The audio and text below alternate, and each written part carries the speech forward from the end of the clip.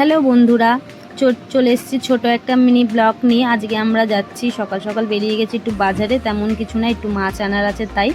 তো বর্মশাই বাইক বের করে নিয়েছে, আমরা উঠে গেছি বাইকে। তো আমাদের পাড়ার রাস্তা এইটা, আর এই রাস্তাটার থেকে বেরিয়ে মেন রোড থেকে কিছুটা গেলেই মানে আর একটা রোড আছে, ওটা দত্ত রোড যেটাকে বলে, ওটা পার করলেই আমাদের বাজার, তেমন কিছু দূর না। তো চলো বন্ধুরা, তোমাদের দেখাচ্ছি কতটা দূর। এই যে এই রাস্তাটা গিয়ে মেন রোড উঠবো, মেন রোড পার করে আমাদের বাজার, তোমাদের বাজারের গেট ফেট দেখাবো আমি, তোমরা ভিডিওতে সবই দেখতে পারবে। এই যে বাজার। তো বর্মশাই এদিকে যাচ্ছে পেঁয়াজ নিতে, আর যেহেতু মাছ নিয়েছি আর একটু পেঁয়াজ দরকার ছিল, তাই ওকে বললাম তুমি পেঁয়াজটা এখান থেকে নিয়ে নাও। মাছ তো নেওয়া হয়ে গেছে, তো কী মাছ নিয়েছি তোমাদের দেখাচ্ছি এক্ষুনি, তোমরা ভিডিওতে দেখতে পারবে। তো বর্মশাই এখানে ঢুকছে পেঁয়াজ নিতে। দেখো বন্ধুরা, এই যে আমাদের মাছ নেওয়া কমপ্লিট।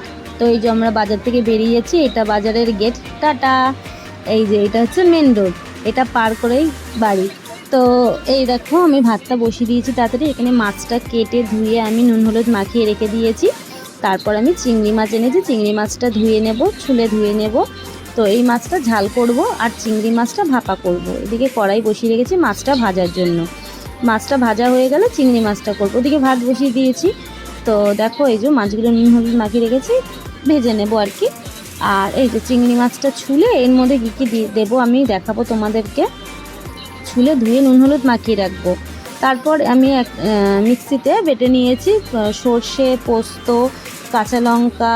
এর মধ্যে একটু নুন দিয়ে দিলে ভালো হয়, ঝাঁঝটা ওঠে। আর কাঁচা তেল টিফিন কারির মধ্যে সব দিয়ে মাখিয়ে নেব। দেখো কি ভালো লাগছে, মনে হচ্ছে এখনই হয়ে গেছে। আর গন্ধটা তো খুব সুন্দর বেরোয়, গন্ধটা শুনেই মানে গরম ভাতের সঙ্গে খেয়ে নিই আর কি। তো এই যে সব এখানে মাখিয়ে রেখে দিয়েছি। এবার আমি টিফিন কারির ঢাকনাটা আটকে আমি ভাতের মধ্যে দিয়ে দেবো।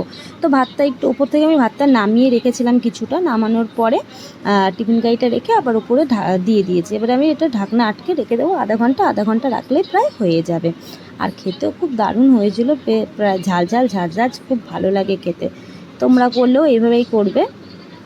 দেখো, এবার আমি ঢাকা দিয়ে রেখে দেবো। তো টাটা। ভিডিওটা ভালো লাগলে অবশ্যই লাইক, কমেন্ট অ্যান্ড শেয়ার করবে।